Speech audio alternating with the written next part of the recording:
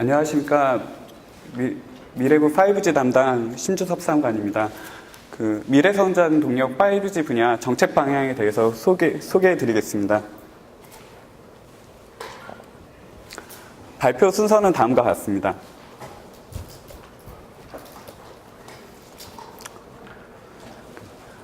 추진 배경입니다. ICT를 중심으로 사람, 기기, 산업, 국가가 연결되어 새로운 가치를 창출하는 초연결 사회가 본격화되고 있습니다. 이러한 초연결 사회에는 대량의 데이터가 발생을 하고 이를 통신 인프라를 통해서 처리하는 것들이 필수적으로 됩니다. 이 데이터 처리 측면에서 보면 지금 요즘 이슈가 되고 있는 AI라는 기술이 이렇게 지능적인 처리를 하게 되는데 이것은 곧 이런 대량의 데이터를 지능화돼서 처리한다라고 해서 지능정보 사회랑도 마찬가지로 초연결 사회가 연결되는 그런 부분입니다. 그래서 이런 초연결 사회가 된다면 하면 수많은 기기들이 자율적으로 지능적으로 처리돼서 다시 사람들의 생활을 좀 더 풍요롭게 하는 그런 사회가 될 것이라고 모두들 예측하고 있습니다. 이러한 사회에서는 가장 핵심이 되는 게 무형의 자원인 데이터가 매우 중요하게 됩니다.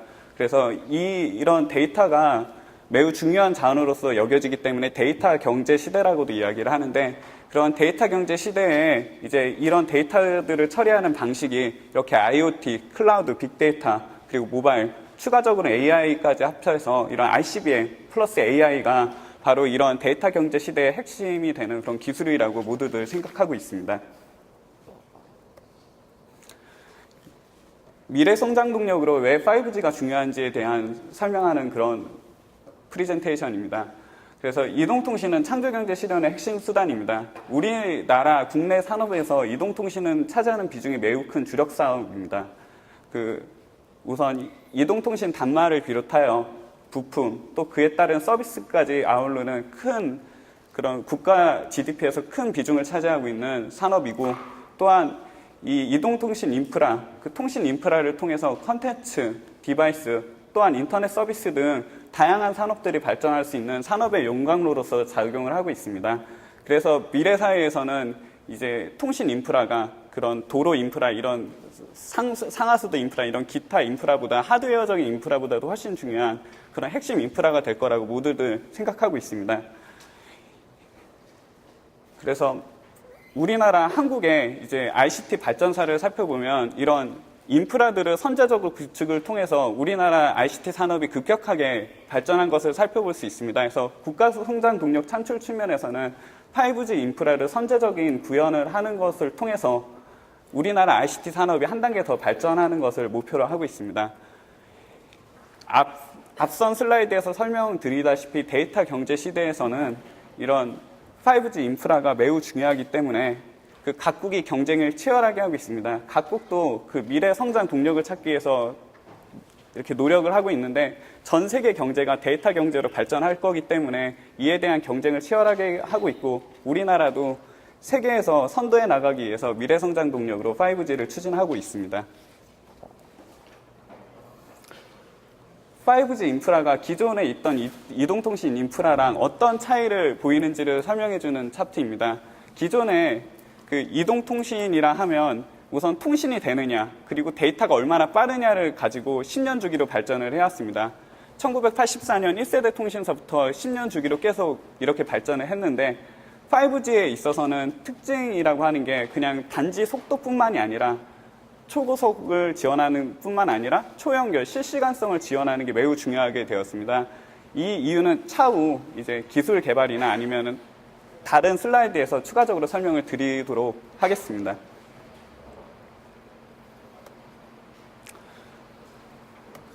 국내 현황 및 동향입니다. 우선 국내 현황에서 제일 중요한 건 앞서 설명드리다시피 초연결 사회가 도래하고 있습니다. 그래서 트래픽이 폭증하고 매우 많은 디바이스들이 확산이 되고 있습니다. 초연결 사회에서 이제 대표되는 디바이스로는 웨어러블 디바이스, 아니면은 인프라에 이렇게 갖가지 센서가 달려있는 IoT 센서라든가 아니면 IoT를 제어하는 그런 기기들이 급속히 확산되고 있고 트래픽 폭증의 대표적인 사례로는 컨텐츠의 대용량화를 들 수 있습니다. 전에는 이동통신을 통해서 영상을 바라봤을 때 SD급 화질이었습니다. 그러나 요새는 전부 다 HD급 화질을 봅니다. SD급에서 HD급으로 올라간다라고 하면 데이터가 10배 정도 증가하는 겁니다. 마찬가지로 4K 또 VR 이렇게 되면은 또다시 100배 아니면 1000배 이렇게 데이터들이 증가하게 될 거고, 그에 따라서 콘텐츠가 요구하는 용량이 커짐에 따라 트래픽이 폭증할 것으로 예측하고 있습니다. 5G를 둘러싸는 또 다른 중요한 동향으로는 경쟁이 심화되고 있는 측면입니다. 예전엔 그 이동통신 단말에 있어서는 노키아가, 그리고 그 장비에 있어서는 노키아, 루센트, 그리고 에릭슨이 이렇게 시장을 지배하는 사업자로서 동작을 하였습니다. 하지만 이런 지배적인 사업자들도 이렇게 순위가 바뀌면서 경쟁이 점점 심화되고 있는 상황입니다. 가령 중국의 화웨이 같은 경우에는 지금 그 자료에서는 세계 2위라고 하지만 장비 시장에서 세계 1위로 이렇게 순위가 상승하였고, 스마트폰에 있어서도 갑자기 급부상하여서 세계 3위로 올라서고 있습니다. 여기에 표현되지는 않았지만 오포랑 비보라는 중국의 자체 브랜드도 세계 순위로서는 4위에 올라서는 등 급격하게 순위가 상승하고 있는 것을 볼 수 있습니다. 마지막으로 모바일 생태계입니다. 모바일 생태계가 급격하게 인간의 삶을 바꾸고 있습니다. 일명 모바일 라이프인데요. 그 PC에서 모바일로 데이터 트래픽이 급격하게 비중이 바뀌고 있고, 추가적으로는 핀테크나 오토 서비스, 가령 예약을 한다거나 하는 것들을 전부 다 모바일을 통해서 지금 진행하고 있어서 사람의 생활을 지금 바뀌고 있는 그런 큰 변화가 있겠습니다.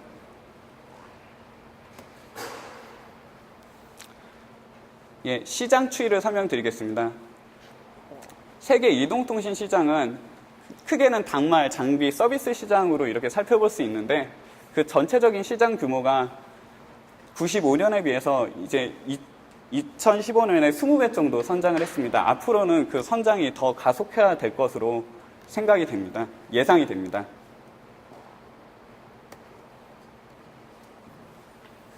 그러한 이동통신 시장에서의 5G의 비중입니다.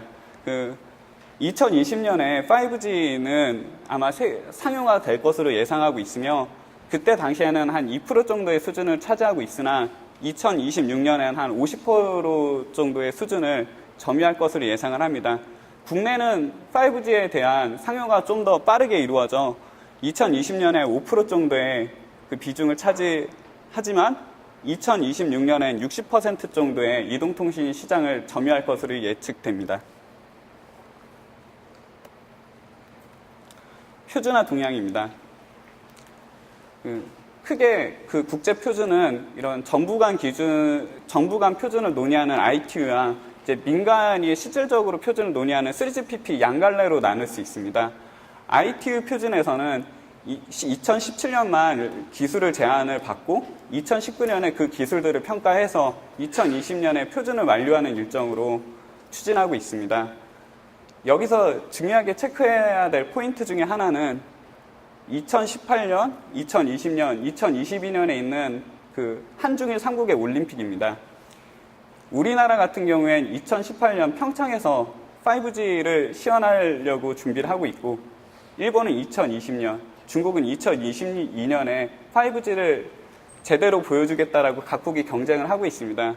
이 표준 일정과 같이 살펴본다면 우리나라 같은 경우엔 평창 시범 서비스에서 먼저 기술을 선보인 것을 기술 제안을 하고, 그걸 통해서 2020년에 표준에 저희들의 기술을 최대한 많이 반영하는 것을 목표로 하고 있습니다. 반대로 일본 같은 경우엔 20년에 표준이 완료될 기술을 자신의 올림픽에서 최초로 이렇게 상용화를 한다는 것을 목표로 진행을 하고 있는 상황입니다. 표준과 같이 따라붙는 것들이 그 5G를 위한 주파수인데요. 주파수 관련해서는 우선은 그 WRC15 작년에 있던 11월에 있던 회의에서 그 5G 표준의 주파수로 어느 대역을 논의한다, 이 정도까지 이렇게 열린 형태로 어떤 후보 대역이 있다, 이 정도 수준에서 정리가 됐습니다. 그래서 WRC19, 19년에 있을 그 회의에서는 5G 주파수가 어떤 주파수를 활용한다, 이런 내용들이 명확하게 결정이 될 것으로 예상하고 있습니다. 지금까지 설명드린 표준은 정부 파트의 표준이고요. 그 민간 표준에 대해서 설명을 하면 3GPP라는 표준화 단체가 3GPP라는 표준화 단체는 다양한 이해관계자들을 포함을 하고 있습니다. 뭐 이런 정부에 있는 연구소들도 포함이 되겠지만 주로 메인스트림은 각국에 있는 글로벌 기업들입니다. 뭐 에릭슨, 노키아, 화웨이, 또 퀄컴, 인텔, 삼성전자, LG전자 이런 다양한 이해관계자들이 합의하에 시장에서의 표준을 주도하고 있는데 3GPP가 표준을 만들면 그 표준을 ITU에 제안해서 최종적으로는 ITU에서 3GPP가 제안한 표준을 확정짓는 그런 형태로 표준이 진행이 되고 있고 3GPP는 표준화 일정을 2018년 6월에 1단계 표준을 2019년 12월에 2단계 표준을 확정짓는 것으로 표준화 일정을 확정을 지었습니다. 지금 자료에는 그 내용까지는 지금 반영이 안 돼 있습니다.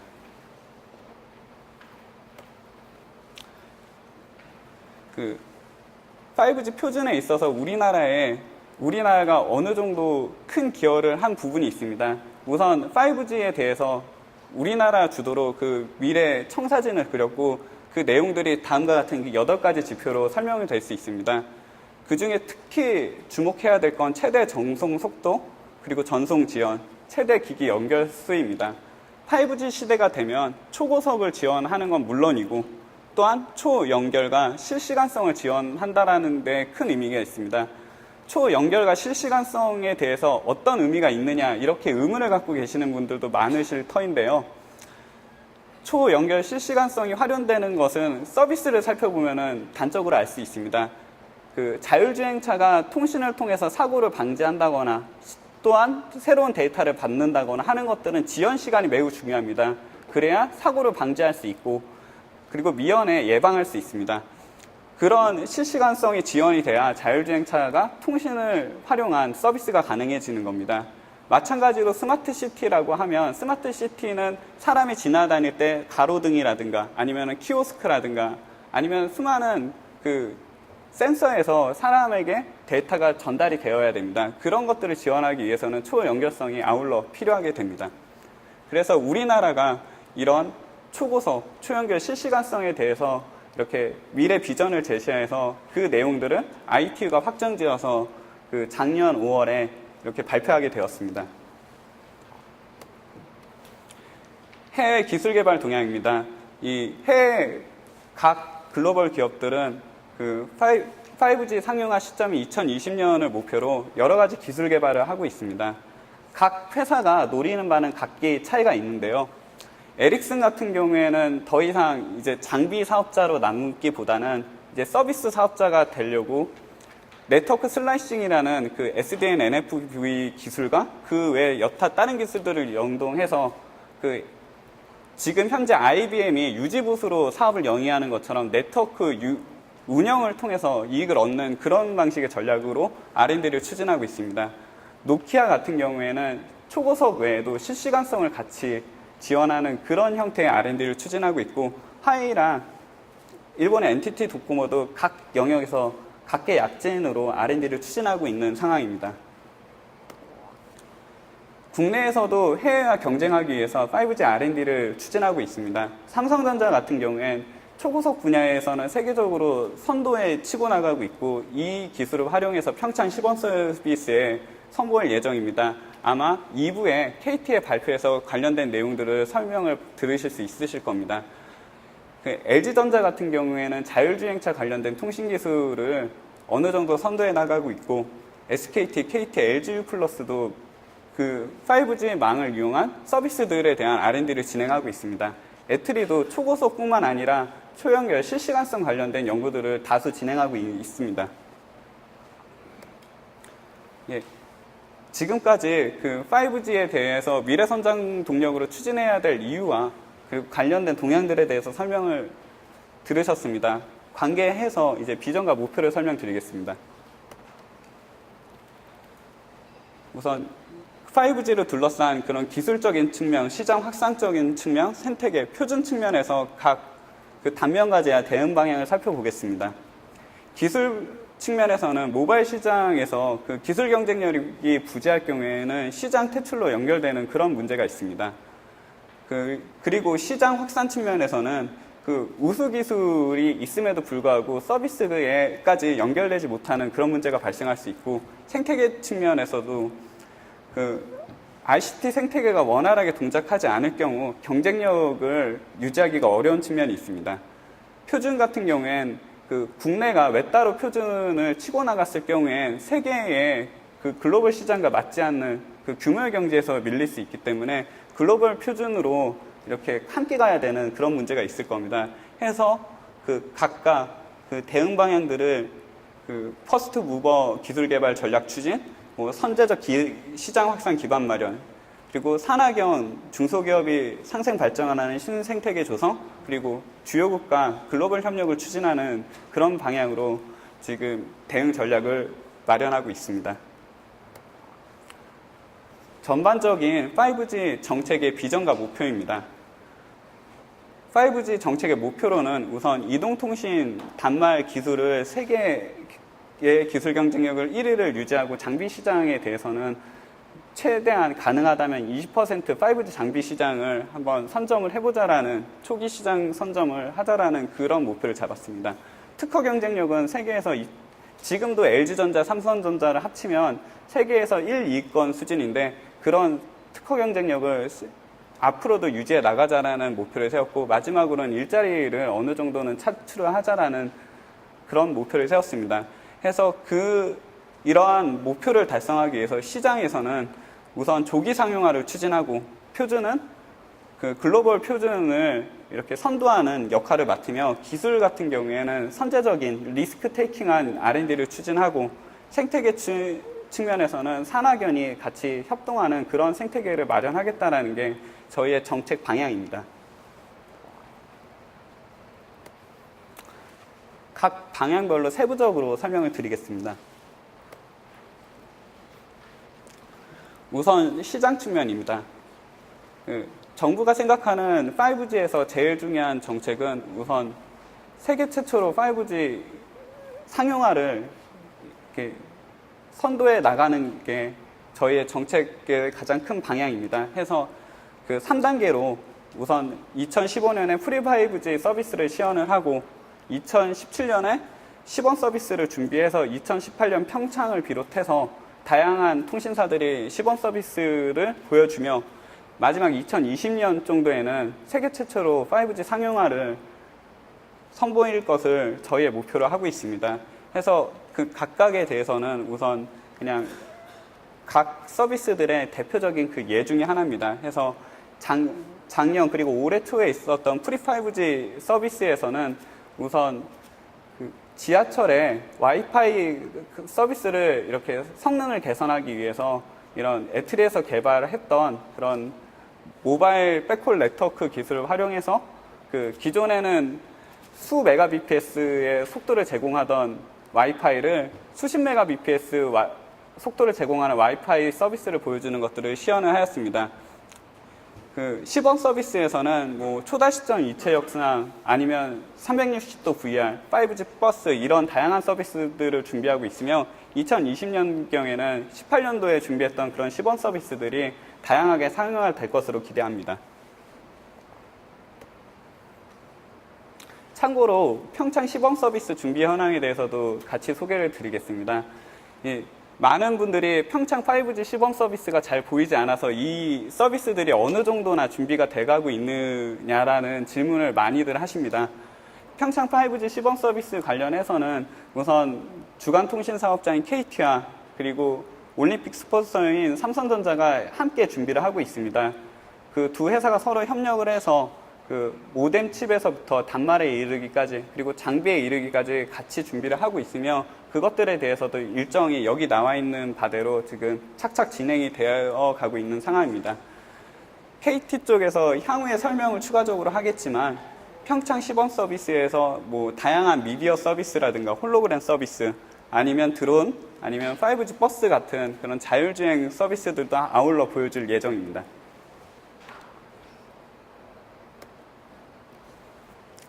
5G R&D 측면에서 세부 정책을 소개해 드리겠습니다.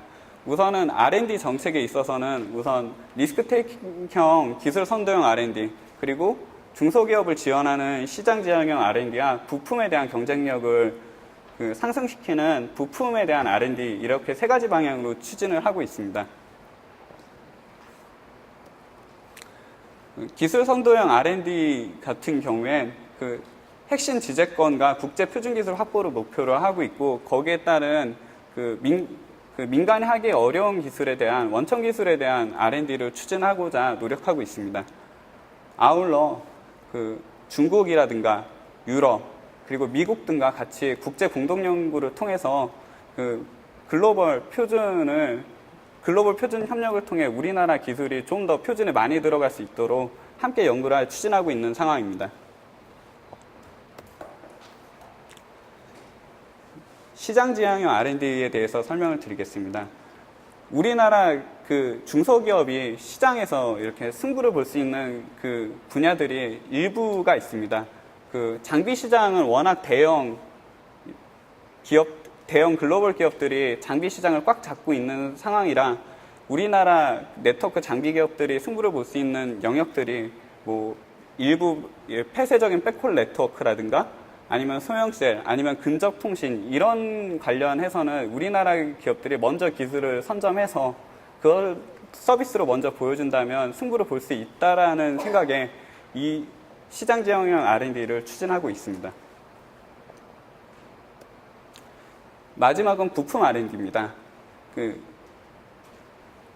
평창 시범 서비스가 28기가 대역이라는 아무도 시도하지 않은 이동통신 주파수 대역에서 지금 서비스를 준비하고 있습니다. 이런 주파수 대역에 대해서는 아직 아무도 부품이 제대로 나와 있지 않는 상황이라 이런 부품에 대해서 선도적인 R&D를 추진하고 추가적으로 저희가 경쟁력을 확보할 수 있는 그런 부품의 영역들을 발굴하여서 민간과 협력해서 기술 개발을 추진할 계획입니다.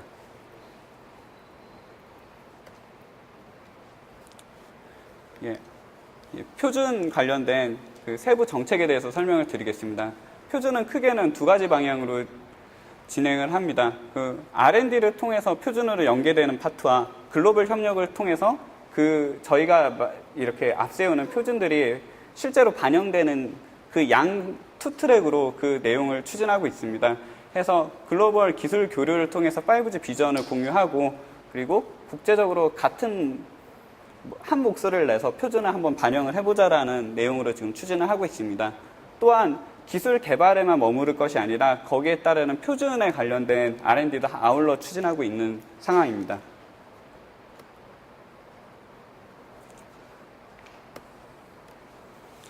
주파수 측면입니다.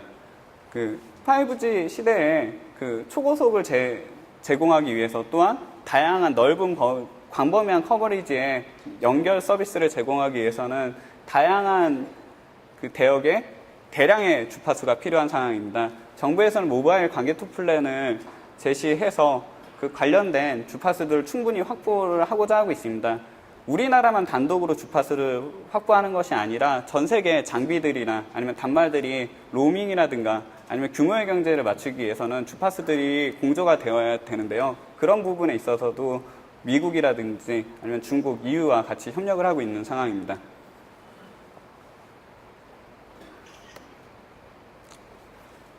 마지막으로는 생태계에 대한 세부 정책입니다. 우선 생태계에 대한 정책으로는 우선 중소 중견기업에 대한 R&D 지원이 있겠습니다. 그래서 중소 중견기업에 대해서 이동통신 분야의 R&D의 투자 비중을 13년에 25%에서 17년에 40% 수준으로 확대할 그럴 계획으로 지금 준비를 하고 있습니다. 또한 기술 이전이라든가 또한 세부 컨설팅들을 해서 신규 시장에 대한 밀착 지원을 계획하고 있습니다. 중소기업에 대한 지원 외에도 산학연, 관이 함께 하는 5G 전략추진위원회를 구성 운영하여서 관련된 의견을 수렴하고 그 내용들을 정책에 반영하고 있습니다. 그래서 산학연 5G에 관련한 협력 프로그램들입니다. 그래서 산학연이 공조하는 오픈 이노베이션을 추진하고 또한 국내 기업을 위해서 조기 5G 제품 서비스에 대한 기반을 구축하고 테스트베드라든가 인증 같은 것들을 이야기를 합니다. 마지막으로는 중소 중견기업이 해외에 진출할 수 있도록 여러 가지 서비스들을 계획하고 추진 중입니다. 지금까지 5G 정책 방향에 대해서 설명드렸습니다. 감사합니다.